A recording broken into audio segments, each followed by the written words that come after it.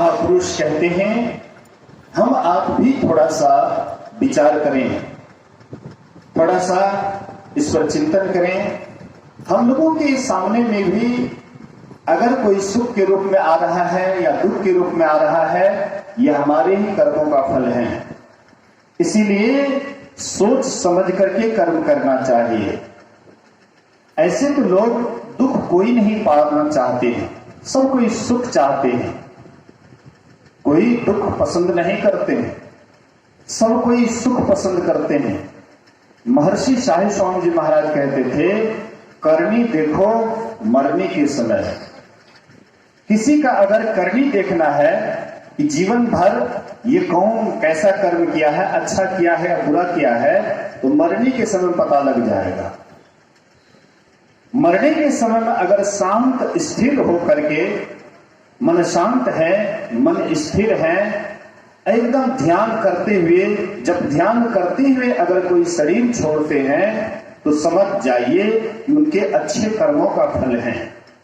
कितना आदमी जब शरीर छोड़ने लग जाते हैं, हो बाप मैं गो या और कुछ बोलते हैं। एक हमारे गांव में थे बनिया, वे जब मरने लगे तो अपने बाल बच्चे से कहते थे, हे देखो यमराज आता है, हमको पकड़ने के लिए यमराज आता है, बड़ा भयंकर चेहरा है, डर जाता हूं। तो बाल बच्चे कहते थे, कहां देखते हैं कुछ, अब क्यों परेशान हो रहे हैं? अरे नहीं देखता है, हमको लेने के लिए आ रहा है। लेकिन कोई कोई ऐसे भी सत्संगी होते हैं, भक्त होते हैं, कहते हैं हमारा गुरु महाराज आवे से ले ले।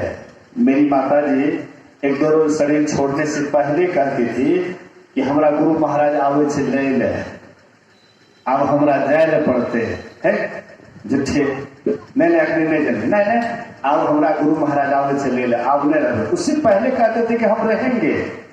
हाँ, महात्मा जी को हम पैसा बैंक में जो भी जमा होगा हम महात्मा जी को देंगे घर बनाने के लिए। बराबर उनके अंदर इच्छा रहती थी कि और आश्रम बन गया है, अब महात्मा जी का अभी तक झोपड़ी है, इसलिए बारंबार वह कहती थी कि यहाँ भी घर मकान बन जाए। लेकिन एक दो रोज जब अंतिम दिन था, एक दो रोज पहले कहने लगी कि अब हमको गुरु महाराज आते हैं लेने के लिए। हे गुरु महाराज हे, या आवे से ले ले, हे लेकर गुरु महाराज ले। ऐसे लोग जो बराबर सत्संग ध्यान में अपने मन को लगाते हैं, शरीर छोड़ते समय में भी उसको यमराज नजर नहीं आता है, यमदूत नजर नहीं आता है। जिसकी वे भक्ति करते हैं वही उनके सामने में आता है और उसको सादर पूर्वक वहां से ले जाते हैं। इसलिए हम आप भी कहां पर अपने मन को रमा रहे हैं, आप अपना परीक्षा आप कीजिए। अशुभ कर्म लोग करते हैं, लेकिन मन में होता है कि हमारे जीवन में दुख कभी नहीं हो, सुख ही सुख हो। करे बुराई सुख चहे, कैसे पावे कोई, रोपे पेड़ बबूर का आम कहां से होए। आप जैसा कर्म किए हैं तो वह कर्म का फल आपके सामने में आएगा। ये शरीर क्या है? खेत है। किसान कौन है? मन वच कर्म किसान। दो बीज है, पाप पुण्य दो ही बीज है, बोले सो लूने निधान। दिन रात ये किसान खेती कर रहा है। जैसे हम आप खेती करते हैं, खेत में जैसा बीज बोते हैं, जितना मेहनत करते हैं उतना ही उपज करके आपके घर में आता है। ऐसे आप भी किस कर्म को आप साथ दे रहे हैं, शुभ कर्म को या अशुभ कर्म को? अगर आप शुभ कर्म को साथ दे रहे हैं तो सुख आपके सामने में आएगा। अशुभ कर्म को साथ दे रहे हैं तो वह अशुभ दुख रूप में आपके सामने आएगा। लेकिन महापुरुष कहते हैं कि सबसे अच्छे कर्म करने वाले कौन हैं? जो शुभ कर्म करता है या अशुभ करता है लेकिन अपने ऊपर नहीं लेता है, सब ईश्वर को अर्पण कर देता है। ईश्वर अर्पण करते हुए जो कर्म करते हैं उसको कर्म का लेप नहीं चढ़ता है। हम आप कर्म के लेप में लेप इतना चढ़ा लेते हैं, इसलिए जन्म मरण का चक्र छूटता नहीं है। एक बार अकबर बादशाह बीरबल, अकबर बादशाह की पत्नी कहती है कि आप जितने भी ऊंचे दर्जे का पद हैं आप हिंदुओं को दे दिए हैं, लेकिन मुसलमान में कोई ऐसा नहीं है जिसको आप प्रधानमंत्री या बढ़िया पद दे दें। अकबर बादशाह कहते हैं कि देखो, जो जिसके लायक है उसको मैंने वैसा ही पद दिया है। बोले कि हमारे भाई अमीर खुसरो है, क्या इसको प्रधानमंत्री नहीं बना सकते हैं, उसके योग्य नहीं हैं? बोले कि नहीं, बीरबल उसके योग्य हैं। बोले कि एक बार परीक्षा लिया जाए, अगर मेरा भाई फेल कर जाएगा परीक्षा में, तब आप जो आप दिए हैं बीरबल को पद ठीक है। तो बोले कोई बात नहीं है। तो कहते हैं अकबर बादशाह अमीर खुसरो से कि तुम जाओ बाजार, पता लगाओ कि गेहूं आया है बाजार में। वे गए बाजार, जाकर के पता लगाते हैं, कहते हैं हाँ गेहूं आया है। बोले कि कितना गाड़ी आया है? बोले कि गिने नहीं। तो जाओ गिन करके आओ। गिन करके आए, बोले कि 50 गाड़ी। बोले कि भाव क्या था? बोले कि नहीं, पता लगाए कितना भाव था। बोले कि जाओ तुम्हारा काम हो गया। उसके बाद बीरबल को बुलाया और बीरबल से कहते हैं कि जाओ बाजार, पता लगाओ गेहूं बाजार में आया है।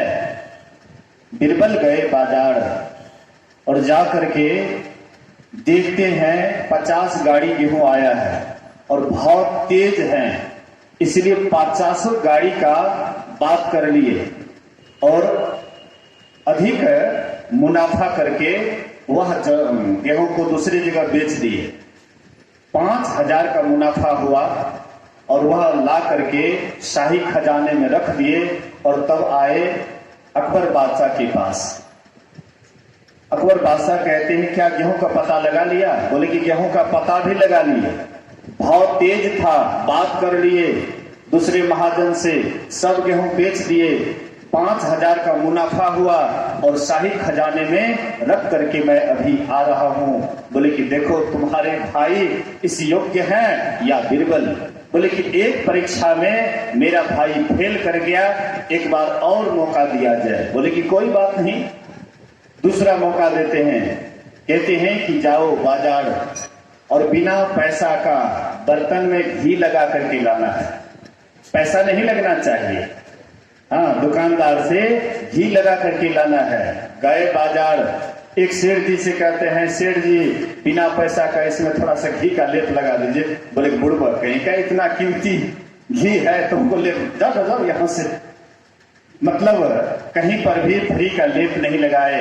अंत में बीरबल से कहते हैं कि तुम जाओ बाजार और बिना पैसा का घी का लेप लगा करके बर्तन में लेते आओ। बीरबल गए बाजार, एक सेठ जी से कहते हैं कि क्या दर घी है? बोले कि 400 रुपया केजी। बोले कि देखिए हमको 2 किलो घी चाहिए। बोले कि हाँ हाँ ले जाइए।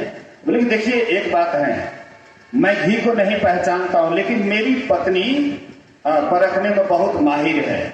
मेरी पत्नी अगर कह देगी कि शुद्ध घी है तब तो मैं ले लूंगा, उधर से आऊंगा आपको पैसा दे दूंगा। लेकिन अगर मेरी पत्नी कह देगी कि नहीं ठीक घी नहीं है, मिलावट है, तो मैं आपको घी लौटा दूंगा, कोई दुख? बोले कि नहीं नहीं, आप तो जाने पहचाने आदमी है, कोई बात नहीं, ले जाइए, बाद में ही पैसा दे दीजिएगा। तो गए, रास्ते से घूम करके आ गए। बोले कि देखिए मेरी पत्नी बोली कि आपके घी में मिलावट है, इसलिए अपना घी आप रख लीजिए। सेठ जी घी रख लिए, लेकिन उसमें जो लेप जो चढ़ गया, क्या उसको निकाल लेंगे, छुड़ा लेंगे? बिना पैसा का लेप लगा करके आए। बोले कि अब कहो कि तुम्हारे भाई प्रधानमंत्री के योग्य हैं या बीरबल? जैसे बिना पैसा का लेप लगा करके बीरबल आए, हम आप भी बिना पैसा का संस्कार पर संस्कार डालते जा रहे हैं। जिसके कारण आवागमन का अंत नहीं हो रहा है। और ये संस्कार कैसे मिटेगा, इससे हम आप कैसे ऊपर उठेंगे? तो जैसे घी को कितना हो जतन कीजिएगा, तो वैसे घी आपके बर्तन से पूरा का पूरा साफ नहीं होगा। उसको आग पर चढ़ाइए, आग पर चढ़ाने के बाद जितना भी घी है जल जाएगा, बर्तन बिल्कुल साफ सुथरा हो जाएगा। ऐसे ही आपके अंदर में भी जब तक ब्रह्म अग्नि नहीं प्रकट होंगे, तब तक ये जो कई जन्मों का किया हुआ शुभ अशुभ कर्म है, ये जलने वाला नहीं है। और ये आपको कभी स्वर्ग में ले जाएंगे शुभ कर्म, कभी आपको अशुभ कर्म नरक में ले जाएंगे। और इसी चक्कर में स्वर्ग से नरक में आवे, भर में चारों खान, पुण्य कहे ताही रिझावे, तुलसी सतमत तत कहे, स्वर्ग पर करे खखार, नर्तन दुर्लभ देव को सब कोई कहत पुकार। इसलिए महापुरुष कहते हैं कि शुभ अशुभ से ऊपर उठने का कोशिश करो। शुभ अशुभ से कैसे ऊपर उठिएगा? भगवान कृष्ण कहते हैं शुभ कर्म करते हो तो जिस हाथ से कर्म करते हो दूसरे हाथ को पता नहीं लगना चाहिए। लेकिन हम लोग जब कोई शुभ कर्म करने लग जाते हैं, एकदम छाती आगे करके, एकदम हम कोई बड़े दानी है, अखबार में मेरा नाम हो जाए, लोग जान ले कि भाई फलाने आदमी बड़े पुण्यात्मा हैं। लेकिन जब अशुभ कर्म करने लग जाते हैं, उसको कैसे ढकते हैं? जैसे राख से ढका हुआ आग होता है। इसलिए महापुरुष कहते हैं शुभ करो या अशुभ करो, लेकिन दोनों से ऊपर उठ जाओ। कैसे होगा? इसके लिए यदि सैर सर्वं पापम विस्तृणम बहुयोजनम भिद्यते ध्यान योगेन नान्यो भेद कदाचन। कई योजन तक पहाड़ के समान यदि पाप राशि हो तो वह भी ध्यान योग से नष्ट हो जाता है। इसके समान पापों का नाश करने वाला अभी तक कुछ नहीं हुआ है। लेकिन हम लोग जब ध्यान पर बैठते हैं तो ध्यान नहीं होता है। बैठते हैं जप करने के लिए, होने लग जाता है गप। बैठते हैं गुरु महाराज का ध्यान करने के लिए, होने लगता है घर परिवार का ध्यान। कैसे होगा? करत करत अभ्यास ते जड़मती होत सुजान, रसरी आवत जात ते सिलपड़ पड़त निशान। बराबर पत्थर के ऊपर कोमल रस्सी जाती आती है तो उसमें भी खिसाट लग जाता है। आप भी अगर कोशिश करेंगे, हिम्मते मर्दे तो मदते खुदा। आप अगर अपना हिम्मत लगाइएगा तो गुरु महाराज जी भी मदद करेंगे। एक सत्संगी ने कहा, गुरुदेव मैं इस नदी को पार करना चाहता हूं। तो गुरु महाराज कहते हैं फेंटा बांधो, कमर कसो, मैं इधर से धकेल दूंगा, तुम उस पार हो जाओगे। लेकिन कमर तो तुम ही को कसना पड़ेगा, फेंटा तो तुम ही को बांधना पड़ेगा, तब न हम धक्का दे देंगे। इसी तरह से जब तक आप ध्यान में बढ़िया से नहीं बैठिएगा, शांत स्थिर से नहीं बैठिएगा, मन स्थिर नहीं होगा, शरीर स्थिर नहीं होगा, तन थीर मन थीर सुरत निरथिर होए, कह कबीर इस पलक को कलप न पावे कोई। पहले तन को स्थिर करना है। जैसे आप ध्यान पर बैठते हैं तो एक आसन से देर तक बैठे बिना ध्यानाभ्यास नहीं हो सकता है। एक आसन से देर तक बैठे बिना आप बैठते हैं ध्यान पर, लेकिन अगर आपका लक्ष्य नहीं है ध्यान करने का, सोचते हैं कि टाइम पास करने के लिए चलो थोड़ी से आंख बंद कर लेते हैं, उसके बाद श्री सदगुरु महाराज की जय परोसो भोजन परोसो, तब तक हम थोड़ा सा ध्यान कर लेते हैं। उधर परोसने के लिए बोल दिए, आंख बंद किए और ध्यान है उधरे। गुरु महाराज कहते थे कि तुम्हारे मन में है हलवा खाने का और तुम बैठ गया ध्यान पर, तो ध्यान पर बैठ करके भी तुम हलवे खाओगे, ध्यान नहीं होगा। ध्यान करने के लिए एक ओरता चाहिए, लगन चाहिए। जिनके अंदर लगन होगा वही ध्यान में आगे बढ़ेंगे। और जो काम करते हुए भी जप को नहीं छोड़ेंगे वही ध्यान में आगे बढ़ेंगे। तन काम में मन राम में, कर्म करे करता नहीं, दास कहावे सोए। करते काम में करो विधि नाना, सुरत राखो जहां कृपा निधाना। हाथ से काम करते हैं लेकिन मन से कुछ ना कुछ तो सोचते हैं, और जो कुछ से कुछ आप सोच रहे हैं उससे अच्छा है कि जपे ध्यान उसमें जोड़ दिया जाए। जब ध्यान के ही तरफ अपने ख्याल को लेकर के चले जाइए तो काम भी हो रहा है, इधर आपका ध्यान भी हो रहा है, दोनों हाथ में लड्डू। लेकिन ऐसा नहीं होता है। हम लोग अकेले अगर कोई काम करते हैं, अकेले रहते रहते उब जाते हैं, तो अड़ोस पड़ोस में चले जाते हैं गप देने के लिए कि कोई गप करने वाला मिल जाए, कोई गप करने वाला मिल जाए, ऐसा हम ढूंढने लग जाते हैं। अकेले उब जाते हैं, अकेले उब जाते हैं, इसलिए अगल बगल चले जाते हैं, गपशप करने के लिए चले जाते हैं, लेकिन गपशप कोई ध्यान नहीं है। कहते हैं अंजन माही निरंजन रहिए, जोग जुगति इव पाइए, गली जोग न होइए। गपशप करने से जोग नहीं होता है। इसलिए अगर आपको ध्यान करना है, साधना करना है, आपको पहले लक्ष्य बनाना है कि हम इसके तरफ जाना है, हमको परमात्मा को पाना है, अब बराबर मध्य में वृत्ति रखते हुए जप करना पड़ेगा। अगर मध्य में आपकी वृत्ति है और आपका जप हो रहा है तो एक प्रकार का ध्यान ही आप कर रहे हैं। ध्यान पर बैठते हैं, कितना आदमी से मानस ध्यान नहीं होता है, बैठते हैं ध्यान करने के लिए तो ध्यान नहीं होता है, तो वहां पर क्या करना चाहिए, थोड़ी देर वाचिक जप भी कर लेना चाहिए। अगर आप अकेले हैं, एकांत हैं, अगर आप देख रहे हैं कि मानस ध्यान में मन एकाग्र नहीं हो रहा है, तो थोड़ी देर, कुछ देर के लिए वाचिक जप कीजिए। गुरु महाराज जी कुप्पा घाट में वाचिक जप करवाते थे, 10-10 मिनट तक। गुरु महाराज कहते थे आप घर पर ध्यान करते हैं कि नहीं करते हैं, मैं देखने के लिए नहीं जाता हूं, लेकिन आप मेरे सामने में 10 मिनट तक वाचिक जप कीजिए।